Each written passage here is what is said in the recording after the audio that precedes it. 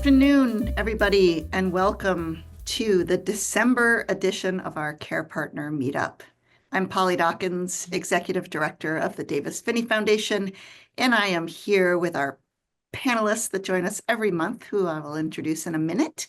And Kathleen Crist is back here again. We'll introduce Kathleen as well. And without further ado, I'd like to introduce or reintroduce Connie Carpenter-Phinney. Hi, everyone. Thanks for showing up. It's December. I love December because it means it's almost January, which means it's almost the days get longer. So I'm happy about that.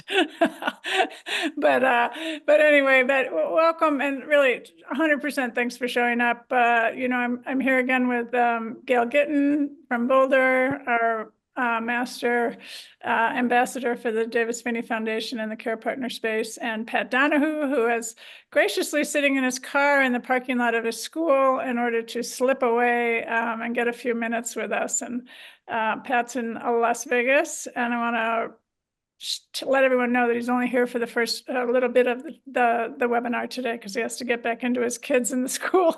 So thank you, Pat. Thank you. And of course, we've got a special guest, Kathleen Crist. And if you've been with us before, you know that last year we actually had her come on twice because she's just such a font of information and just so well balanced in her advice. And we appreciate you so much, Kathleen, coming from Houston today, coming live from Houston.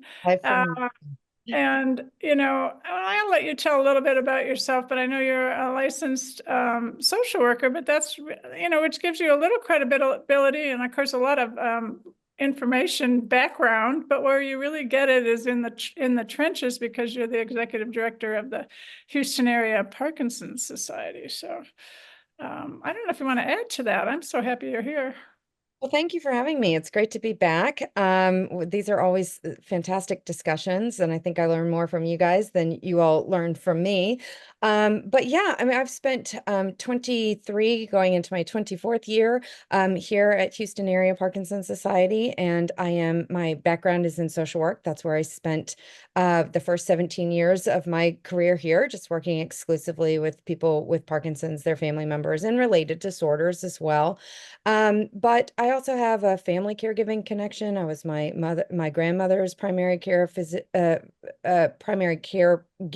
She had Alzheimer's, and now my mother has an Alzheimer's diagnosis. And so I'm doing some long distance caregiving there. But as the executive director, I get to choose what I do. And so I still do a lot of support groups and work one-on-one with individuals and families, which is kind of where my first love is. So I'm going to throw it to you, Pat, to maybe talk about how you're doing and this notion of downsizing your job. Downsizing the job. I downsized my job 10, 12 years ago to become a school teacher. I left my career in advertising and went back to college, got a master's degree in special education. Now I'm teaching special education at a middle school, high school, elementary school, but right now I'm working with middle school students. And now it's coming to a point where I need to spend more time at home. One of the things that I'm looking at is maybe working with our students and that are homebound in the coming year. And so that might give me, they're saying that may give me more time to work from home, as well as creating my own schedule, working with students at their homes or even Starbucks. And the caveat to it is that they say that I'll be able to take my wife with me as a volunteer. So Sydney would be able to also work and do that, but as a volunteer basis. So that's something we're pursuing. I let them know that that's what I want to do if they want to keep me. They want to keep me, but if they want me to stay. I love, let me just stop you there because I love how you're renegotiating your situation. And I know it's not easy to do, right? But it's, it's an imperative for you because your wife, as those of you who are regular listeners know, Sid has had a real struggle these last couple of years, just finding some stasis, some kind of balance. Kathleen, do you have experience with this in your practice with your constituents? Yeah, I mean, finding the balance is probably the most challenging thing, figuring out your own needs as a care partner, figuring out the needs of the person that you're caring for, and being able to, check all the important boxes, and knowing, trying to sort between the demands, the things, that you want to prioritize, but also the things that fill you up. And for a lot of us, that's work. Because if you love what you do and you enjoy it, and there's meaning in that, then, great way to figure out, um, you know, how to still prioritize that while also meeting the demands that you're experiencing at home. Not easy to do. No, but I see light, and I see, as we push through it, I see light in the opportunities.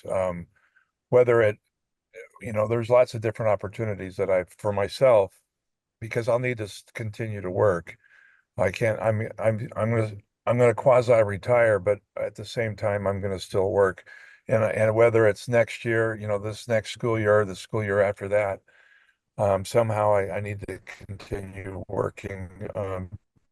Parkinson's kind of took a big chunk of time out of our earning career for Sydney. So we're not at the same place as some people are that get diagnosed later in life.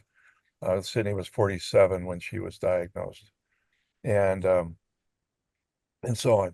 But that light, I got to tell you, she had knee surgery. She's going to start getting injections into her knee to replace there's no cartilage on one side of her knee, and so that's causing her some issues.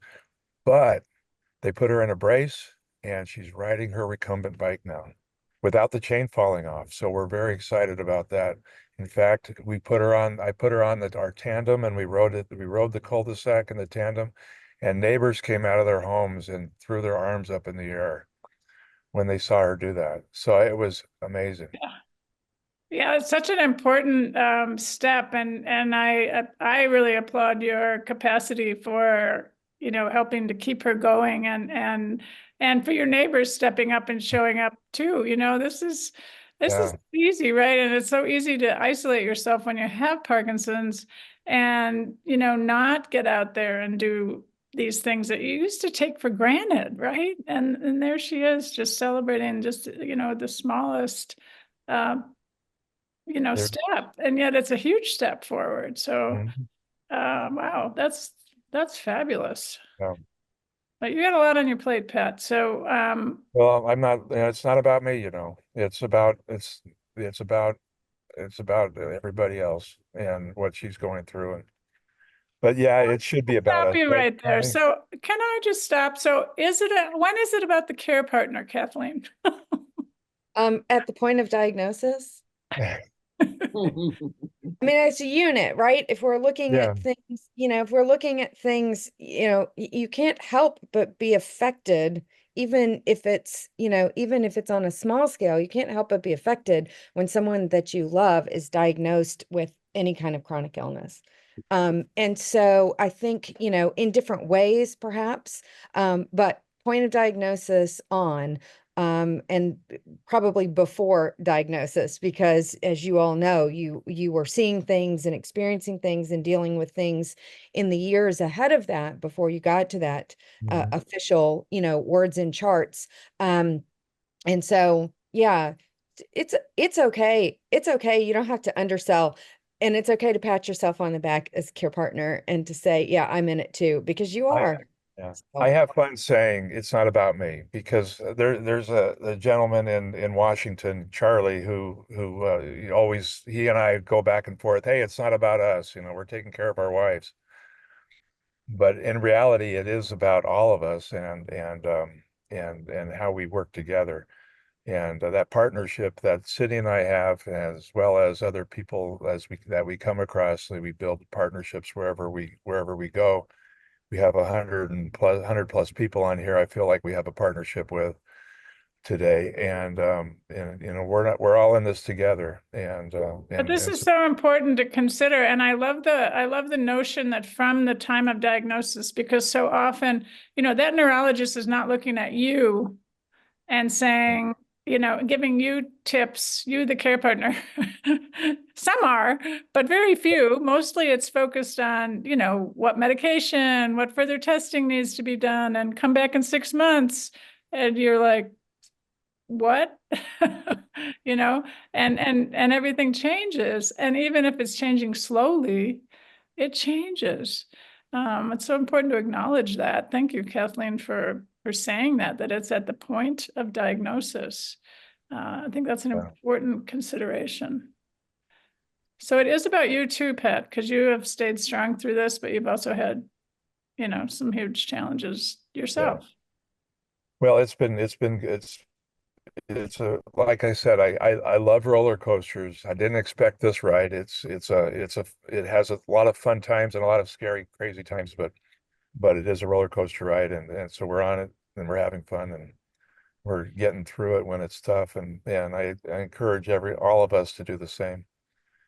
Even when there's a great sort of analogy or metaphor, I don't know what it is, a story about, at the time of diagnosis, it's sort of like you've gotten on the plane to go to a vacation and you've had this vacation spot picked out. Let's say it's some remote island in the middle of the Pacific, and you get on that plane with your partner or your parent or whoever it is, and you're so excited to finally get this vacation.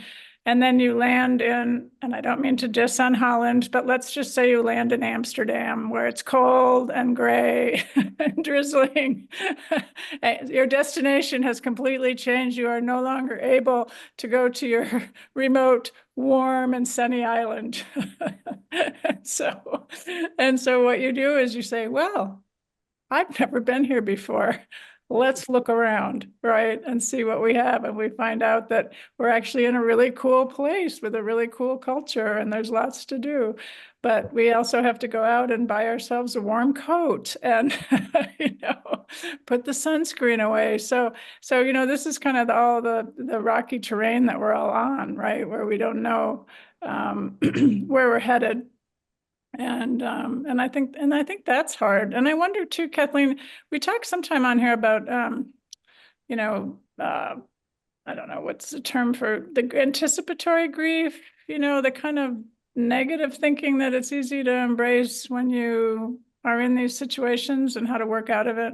I think most of us are kind of hardwired to want to feel like we're planning or to feel like we're prepared. There's an interesting book out there called Hardwiring Happiness. And it kind of talks about how we're programmed. Like if we're walking in the jungle and we hear leaves rustling, like we're not thinking like, oh, but that's like a beautiful group of butterflies flying off. We think, oh, that's probably a jaguar or, something that's going to leap down and tear us to shreds. And so we're a little bit more programmed that way. I think that's kind of our survival mechanism that kicks in how we view things. But if you don't really stay on top of that, then it can lead you into a more negative path where, where you kind of spend a lot of energy worrying about stuff that may or may not happen, instead of focusing your energy on more of the presence, and what you're, kind of what you're dealing with and the challenges that you're going through now. I mean, that doesn't mean that you have to stick your head in the sand and go, we're not going to think about anything that may come in the future.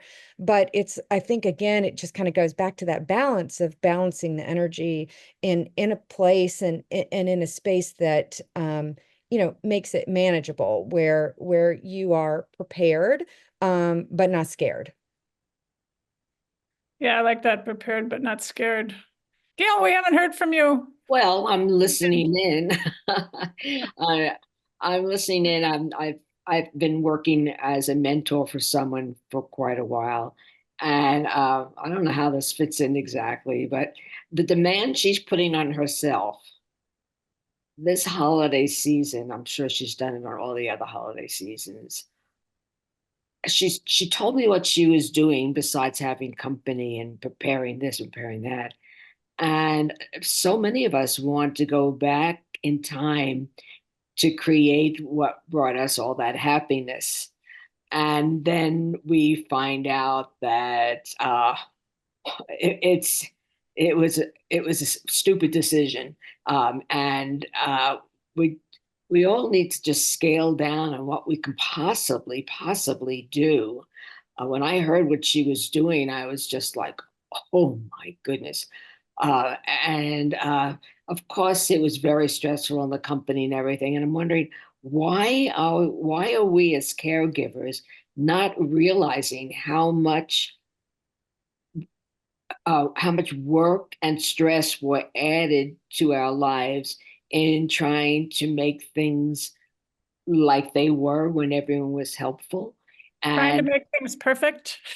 yes, yeah, because we're trying to recapture something that, and at the end, it becomes even worse than a lovely experience that the holiday could bring.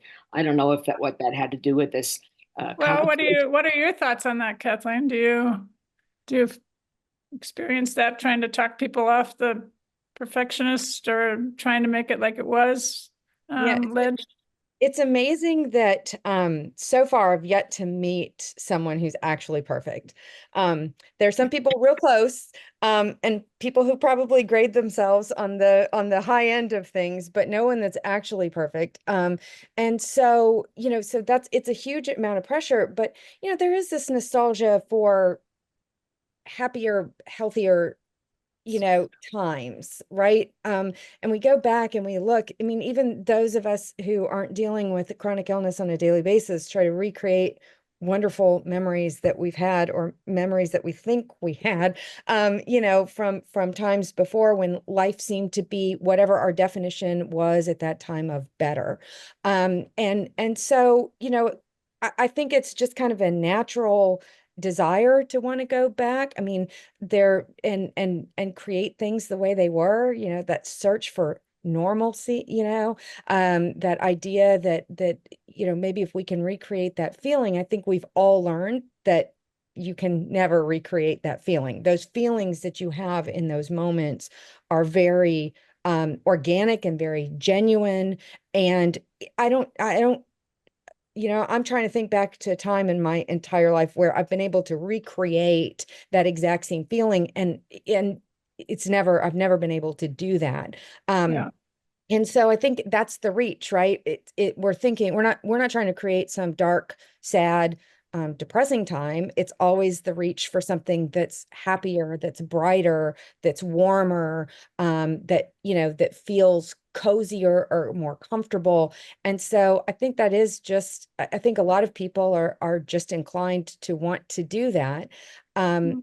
And I think that we also, you know, I think many of us who identify as caregivers or care partners, also just have this idea that we can accomplish and conquer anything we set our minds to. And sometimes that's like taking a bite bigger, bigger than what you can chew. And so it's, I feel like that's just a really common experience to want to, one, recreate something happy and wonderful, but also just thinking that we can accomplish all of this stuff before we realize that we get in over our heads and go, wow, okay. Yeah, and maybe to forgive yourself in anticipation of maybe reaching a little too far, right? Well, I think we need to sit down with ourselves and say, okay, I understand what we're trying to accomplish, but let's see if we can accomplish it in a much more lean fashion, or with more help, or in a way that it's realistic. We have to, all of us are getting old, so we have to balance the realistic aspect of it. And everything sounds wonderful until you start unpacking the groceries. And then you look at all this stuff you bought and all these things, and you only have one oven, and how you're going to put everything in one oven. And then, and then you find out you're having house guests. So, yeah. And that's at which point your brain explodes. Yeah. And then of course, then you suffer. I keep on telling people that as you add stress to yourself, you're taking away years of health. Yeah. So you know. Yeah. Yeah, talk worry is to- a strain on your whole system. And so that's why even just these little, take a breathing and exercise break, and then after you've done that, then contemplate what your choices are. And maybe even make a list of what are the choices I have for this holiday or for this trip that will help me minimize the load. But you know what, Polly, we have a ton of questions in the chat, and I'm wondering what's most suitable to ask of Kathleen at this time. The questions for Kathleen are the ones that we have here. Cindy asks, any suggestions for how to maintain joy when your loved one is overwhelmed with apathy and depression? And she says, I'm finding it difficult to be as attentive and supportive as I want to be and not feel swallowed by his darkness. Oh, okay. Yeah. I mean, that's a very difficult thing, because a lot of times it's very easy to feed off of the mood and the energy and the tone of people around us. And so, there are, you can do your best to try to help people with their depression or their anxiety or their apathy, by acknowledging their feelings, trying not to internalize that in a way that helps, or that helps contribute to a darker mood or darker place for yourself. And I think then you have to really assess, last time and probably every time I've talked about journaling, but assess what it is that brings you joy, and then figure out what are the little daily bites. It doesn't have to be like, get on a plane and go somewhere exotic and hang out on the beach for, 3 weeks. It can be just little bites of joy if there's something there that you can infuse into your, your daily life. And sometimes, and everyone's situation is very different. Some people are dealing with advanced physical impairment or mental health impairment or cognitive decline, advanced age, whatever, other health issues. So everyone's circumstances are different, but in general, right, is if you assess the situation as well, maybe there's a place where you can step back and find this, moment to do a little bit of a kind of different breathing, but also, setting your expectations. Gail mentioned something earlier about like, we're all getting older. Yep. And if we're lucky, we keep getting older. But there is a hard, that's a hard pill for a lot of us to swallow, that, change is uncomfortable. And most of us don't feel comfortable with that. And so we have to adjust what our expectations are. And sometimes even that can help bring joy. We were today talking about sending holiday cards, and I said I quit doing that like 4 years ago, because as I was spending so much stress, like getting my son to get the pictures and picking out the card and figuring out the wording and stuffing the envelopes and writing the things and stamping. And I was like, what am I spending? I'm the only one doing this. And this has cost me like $500.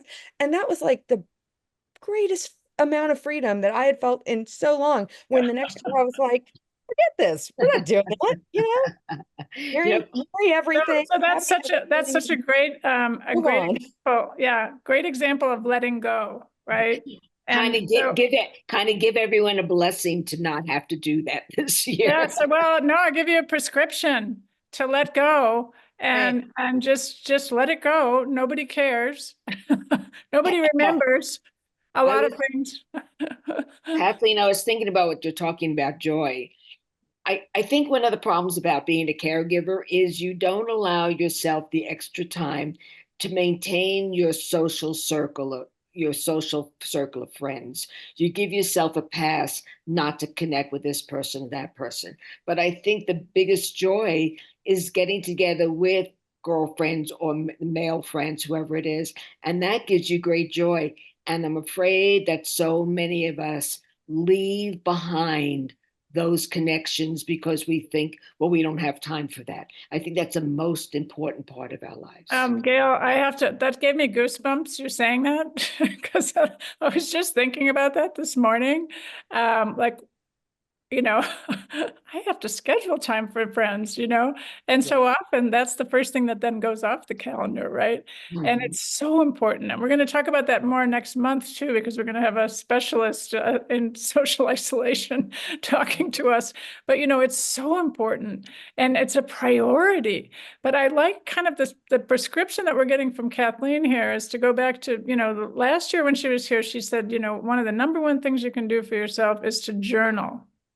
I come from an elite athlete background, endurance athlete. So I'll tell you the most important thing you can do is take a breath. But let's combine those two. For time for yourself is to just take a few breaths, write a few things down, write the angry things down, write the good things down, and then go back and review those later. That's for you. And then distill that. It's sort of like making gin, I guess. I don't know. I've never made gin, but but let the little drops come out that are helpful and useful, and then mine those. And for sure, Gail, staying with your friends, resisting the temptation to be isolated is so important. And if it means you have to get someone in to help your person with Parkinson's, do it. And it's also, people ask a lot of times, like, how do I get time for myself? And you have to start early in that process. Even if you don't think you need it now, make sure that your partner's friends or your parents' friends know that you need their help, and teach them how to help. And some of it is just that whole thing of showing up and sitting on the couch with your person so you can get out, see your friends, take a walk with your friends, go to an exercise class with your friends, and you don't have to talk about your person with Parkinson's. You can choose not to do that. That's another thing I would advise. When you're out with your friends, talk about the things you like to talk about, whether it's your children or the weather or, something, a book you've read. Okay. Those are my suggestions and my prescription that I'm hearing from both my great ladies here, Kathleen and Gail, and are reinforcing that. Yeah. Yeah. Other questions? Yeah, Polly? Amy asks, what strategies have been helpful to get to know your person better with the changes they are going through while honoring them and your grief at the same time? Kathleen? Well, communication is going to be key, right? And figuring out if the earlier you can start with that, and really acknowledging what people feel. It's okay to say, yeah, that really sucks. I'm sorry that you're going through that. And to say, even if they have to hear tough things about, I feel like, I appreciate you as a care partner, but I feel like you're taking over my life, or, whatever, being able to have honest, open discussion without kind of that judgment, or without the, each of you internalizing, but really wanting to know how a person feels. I mean, every person that, every care partner that we talk to, or professional caregiver that, that we work with, interns, students, we say, to ask someone to tell you about their Parkinson's. Don't make assumptions based on what you've read, based on the previous person with Parkinson's that you've met, but find out. I mean, find out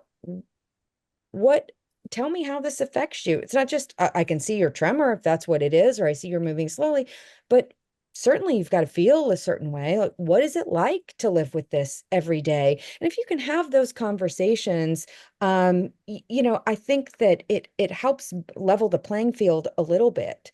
It's also okay for care partners or caregivers to say, I'm committed and I'm here for you. I'm also scared and I'm sad.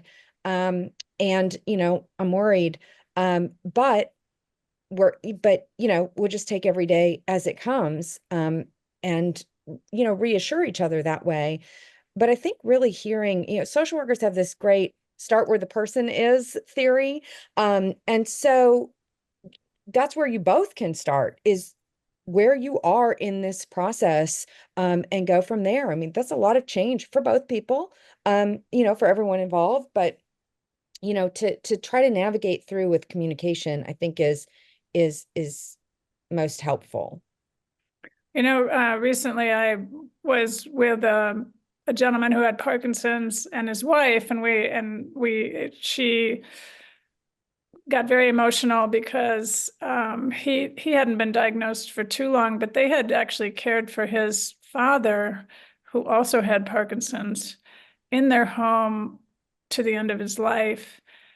And at the time, her husband had not been diagnosed. And, you know, her reaction to that was how unfair it was for her, which is a really fair reaction, you know, because she'd already seen the full handwriting on the wall.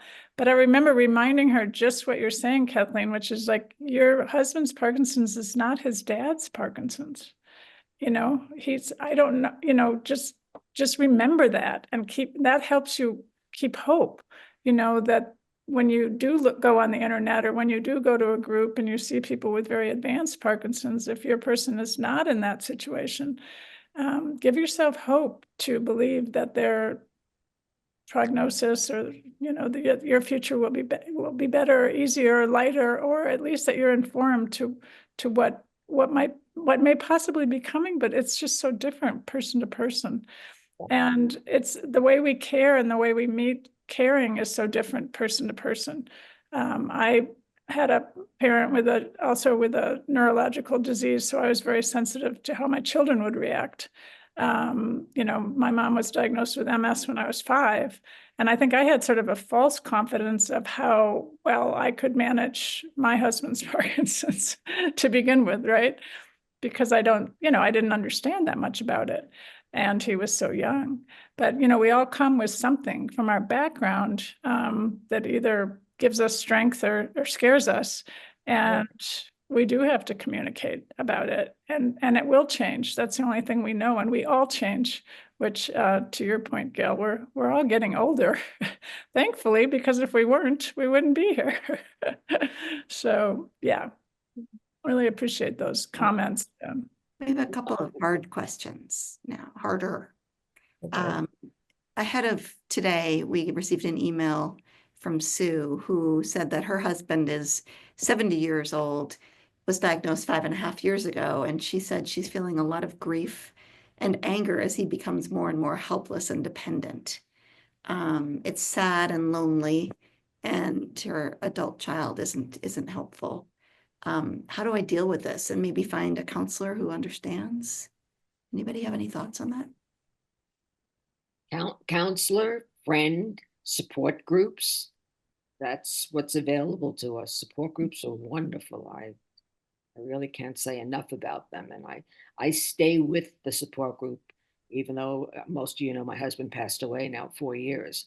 Those support groups just are, it's like having a sister, a close sister, or if you're a male, a close brother that you can just share anything with. And it's just a relief to get it off your chest.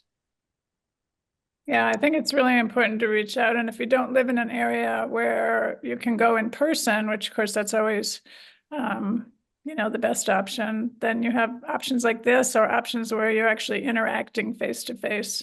And you just have to keep trying to look for that and find the right fit. It's not easy. But there are also what do you tell people, Kathleen, in your circle? You live in a very large city, and I'm sure a lot of people feel pretty disconnected from family and are struggling in a similar way to this, to Sue, who asked the question. Yeah, you know, resentment and grief are such complicated emotions, right? But they're signals they're signals that our bodies are giving us, on that we need to figure out ways to respond versus react. And so, there are ways that we can respond to that. I mean, certainly being able to share some of that grief with someone, therapists are incredibly helpful, although my experience, at least even here in a very large metropolitan area, we don't really have many options in terms of people who understand Parkinson's and some of the nuances associated with that. But being able to talk about the grief and the loss, and it's not just grief of a person, that you're experiencing. It's loss of your identity. It's grief of your future, or the picture that your brain is painting of your future. And, you know, it's also about getting some, if you can, some space and some guidance on figuring out, you know, are there ways that you can take back some of that time? Are there ways that you can help empower a person a little bit more, you know, in order to do some things for themselves or to be more involved, engaged, and a part of things, so that they don't feel so helpless. You don't feel as though they are so helpless. And for some people, that's just, those cards are off the table. That's not even something that we can discuss. But if there's, you know, if there's some type of support system, if this person lives in Texas, they're welcome to contact us, because you know, we'll help anyone, and you know, and can do more in-depth social work type things in the state of Texas, because that's where we're licensed. But you know, I think that you know, if you can find people to connect to, and sometimes it may not necessarily be Parkinson's related, but it kind of goes back to that scheduling some of your time, and about meeting your needs, which I know feels so counterintuitive to caregivers, because our focus is on someone else. But you know, you really do. It's like I said before, I mean, it's a unit. It's a system, and that whole system has to be supported. It's always disappointing when you have adult children that can't be a part of things, because they don't want to be a part of things. And so, you know, I'm not a fan of dragging anyone kicking and screaming. So I say, that's fine. You can either meet them where they are and figure out how they can provide some peripheral help to you. You know, but I think you really have to, if loneliness and isolation, which is very easy to creep in, you know, starts to creep in, then you do actually have to go seek that out. And sometimes it's if you work on, if you can pick, right? Now we do lots of therapy online, telehealth therapy. And so you don't even have to leave the house. And so you don't have to schedule time away or schedule, you know, someone to be there while you're not there. So there are little things that you can, you know, kind of set in terms of priorities and figuring out, you know, what you want to start with. But talking to someone about that grief, is really important. And then, you know, working on the isolation, which I think will also help feed some of that other, you know, some of the other stuff. But the grief piece, I mean, sometimes you have to just take a step back and look at the situation and go, okay, wait, we can actually make some changes here. Yeah. Yeah, I don't think, yeah, I like that. That empowers you to find other alternatives, right? It's like being at a fork in the road, maybe you know, road intersection where you're like, I don't know which way to go here. And there might not be any right way, but there are options, you know, to try to find more support. And I think too, it's really important to just, you know, keep building your community, and your community changes, you know, when you are diagnosed, and some of you listening, I'm sure, are newly diagnosed.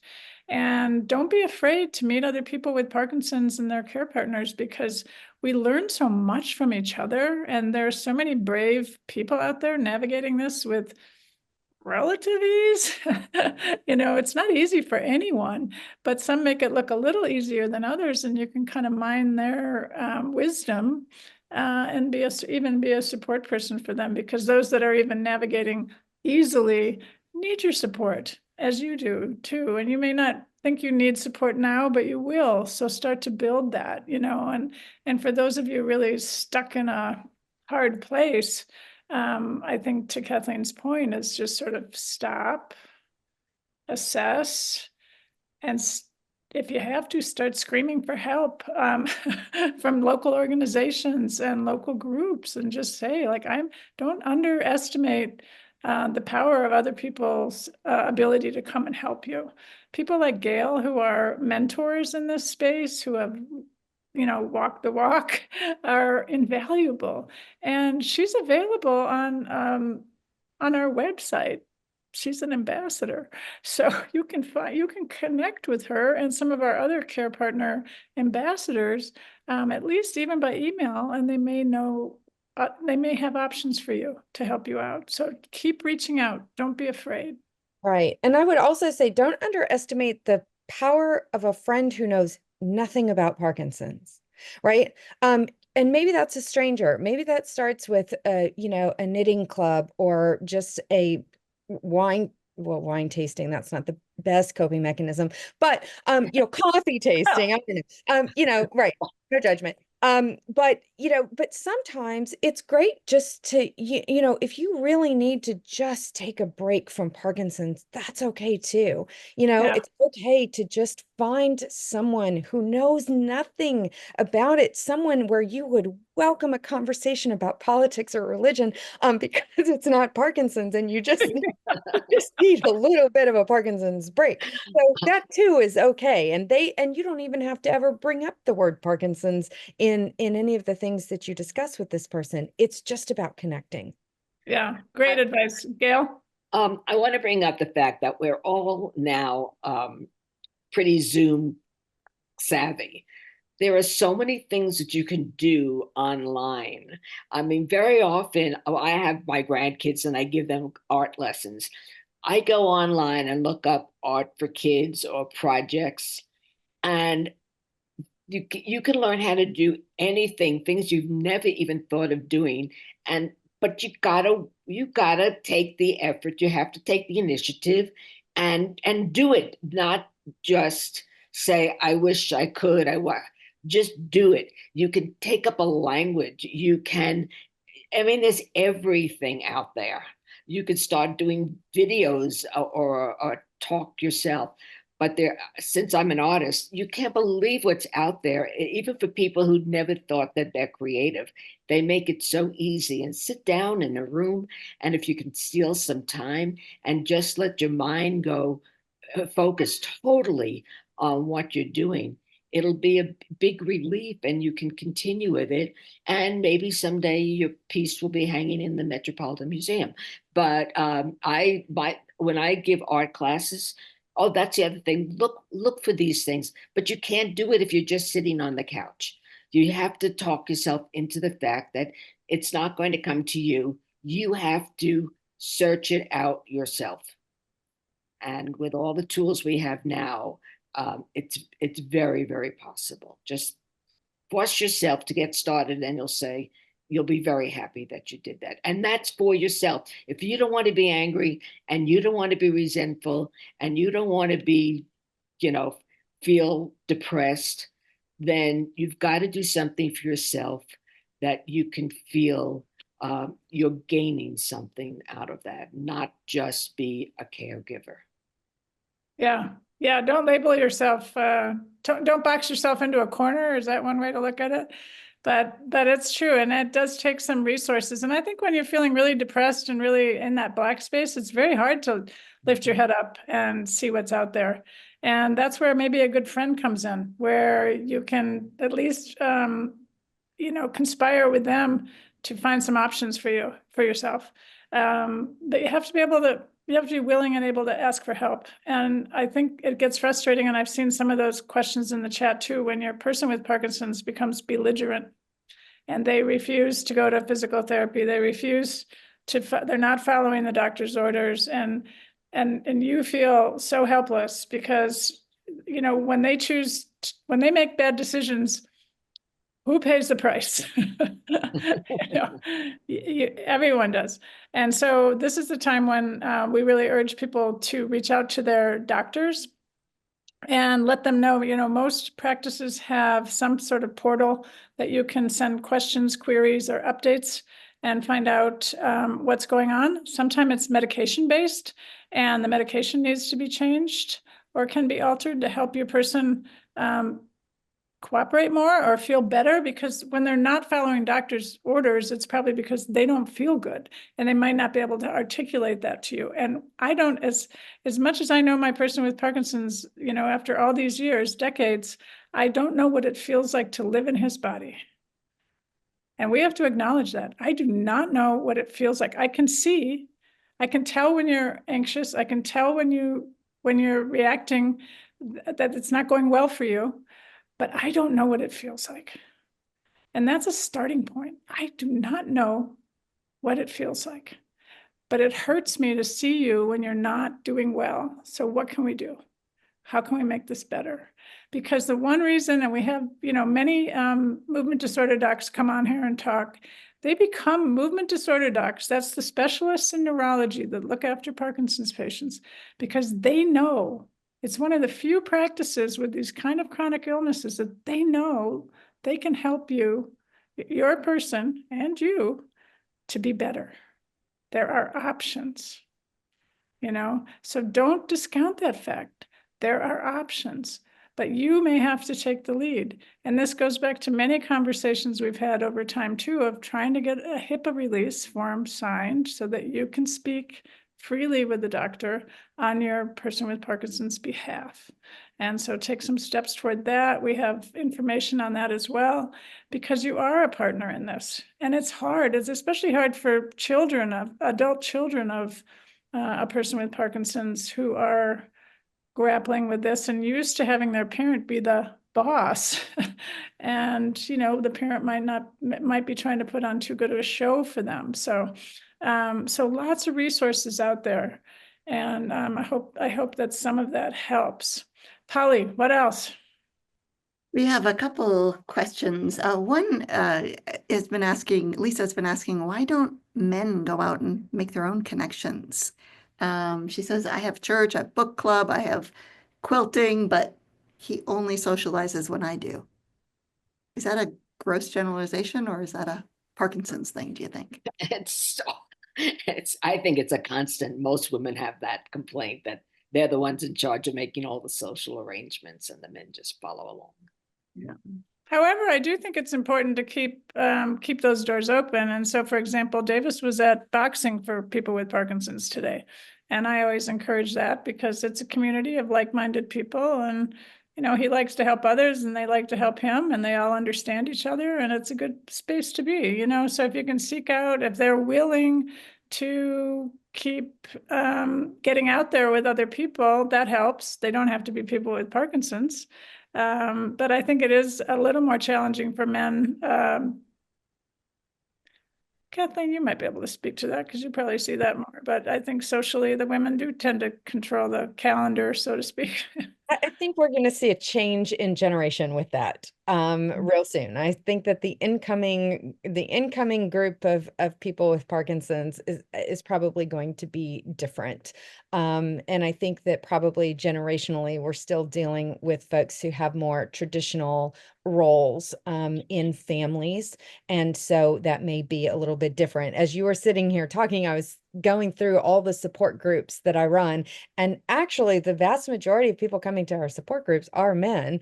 And so I found that very, very interesting as I was doing a slight, a tally, in my head of people with Parkinson's versus, men versus women. So I think it just depends. But I do think that we're probably still dealing with a generation that's just, that just has a little bit more what we would consider traditional, although tradition is changing, traditional roles and have spent more time doing other things. And I think they don't know how to ask for help sometime. And then their friends, longstanding friends, don't know how to give help if they just realized, if you like tennis and you're sitting on the couch watching tennis together, if you can no longer play, then that's helping because you can get out of the house, and it's building rapport, right? Yeah, I think we all have to redefine how we think about help. And what we think, where we find meaning in some of this kind of respite or relief, even if you're the individual with Parkinson's. I mean, I think that's, I think that's important. But I think we do have to, there are people just more hardwired to not be joiners or to not ask for help and to not understand, what that's like. There's also a huge, when it comes to asking for help and you're a person, well, I guess even if you're a care partner, there's a huge admission, what you think is an admission of not being good enough, or not being well enough, or not being strong enough, or not being capable enough. And that's a huge obstacle that, that's a different topic for a different day, because I think we could fill a whole hour on that, but. Yeah, thank you. I think that's so spot on. And Polly, I don't think that's too big of a question. Go ahead, ask it. Well, there's a big question for the end of our gathering here, but Joe asks, is there ever a time for a caregiver to give up? Yep. Why do you say that, Kathleen? Why do you say that so quickly? I mean, I think it's, well, I say that, and yet at the same time, it doesn't really feel like giving up. I think that it's very difficult, the amount of sweat equity that you put into being a care partner, the amount of intellectual equity, the amount of emotional equity that you're putting into things. But I will say that there have been plenty of times in my life, in my professional life, where I have, where I've encouraged care partners to walk away because they're doing more harm than they are good to the individual with Parkinson's, and how they're coping and how they're living on their daily life with things. People are entitled. We are all entitled to make poor decisions. There's accountability and responsibility that comes along with that.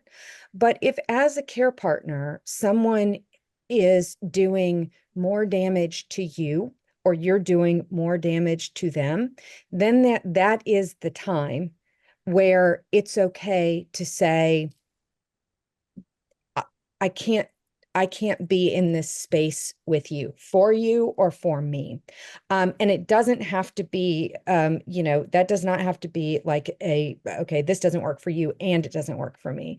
But if you are in that scenario, Parkinson's is hard enough. If you are living it with a partner that doesn't want to be there, and that isn't, we all have challenges, we all have limitations, we all have flaws, and imperfections. But if you are truly living with someone who just is doing more harm than they are good, and vice versa, if you're a care partner and the person that, you're caring for is doing things that are dangerous or negative or, difficult for you, that's when it's time to walk away. That doesn't mean you walk away forever and ever and ever, but maybe you do. Sorry, go ahead. Kathleen, thank you for this honest, extremely honest and difficult response to articulate. And this is your permission, people, to know that you have choices and options, and you hopefully don't get to that point, but we're all human and we're fallible and we're all different. And so, yes, build your team, get people around you, meet new people that will, sometimes the best people that have helped me are people I met long after Davis was diagnosed with Parkinson's, in terms of being helpful, because some of the people we knew from before can only see your person the way they used to be, and they can't get their mind around who they are now. Whereas when you meet people where you are now, it's just who you are. We've all changed, and that's so important. But my goodness, Kathleen, you're so full of wonderful inspirational answers and honest answers. Thank you so much for being here with us. It's super helpful, super helpful. And the Houston area is lucky to have you. No, not as lucky as I am to have them. And I mean that genuinely. This is the Parkinson's community locally, but also nationally and probably, internationally, as Polly and I have kind of come to know folks, is just pretty extraordinary. It's extraordinary, right? So that's your cue right there, everyone, to make sure you're reaching out to those people out there that have walked this walk and understand it, like Gail. our wonderful Gail. Thank you so much for being here, Gail, and sharing with us. Don't forget, you'll remember all the bad things, all the screw ups. So take some time, hold your person's hand. So that is one of the memories you'll be able to add to it and appreciate that person. Sit down, hold their hand, watch TV together. So you can add that memory to all the other memories that you'll beat yourself up for. So wonderful, Gail. I hope everyone has a great holiday and into the new year. We'll be back at it, like right after New Year's Day, I think. What day is our next one? Be back on Tuesday, January 2nd, with, Yes. Bonnie mentioned, with Dr. Al Condalucci, talking about loneliness and social isolation. And his father had Parkinson's, and he has just a wonderful font of information as well. So again, your community is growing just by showing up here. Thank you so much for showing up and for being part of this. We're so grateful for you in this time of gratitude. Get your journals out. Keep breathing. Yes. See you next month.